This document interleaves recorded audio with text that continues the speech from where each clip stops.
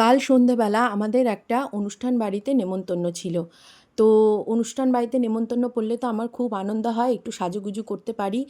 আর আলমারি ভর্তি শাড়ি, সেগুলোর একটুখানি ব্যবহার করতে পারি। শাড়ি তো এখন পরাই হয় না, তাও একটু অনুষ্ঠান বাড়ি পড়লে শাড়ি পরা হয়। তো সেই মতো দেখো সাজুগুজু করে একদম রেডি হয়ে গেছি। আমি আর আমার ছেলে রেডি হয়ে গেছি, আর আমার কর্তামশাই রেডি হয়ে একটু বাইরে বেরিয়েছে। আর দেখো আমার নাকের ওপরে একটা কি উঠেছে, মানে কোনো অনুষ্ঠান পড়লেই আমার এরকম কিছু না কিছু একটা হয়।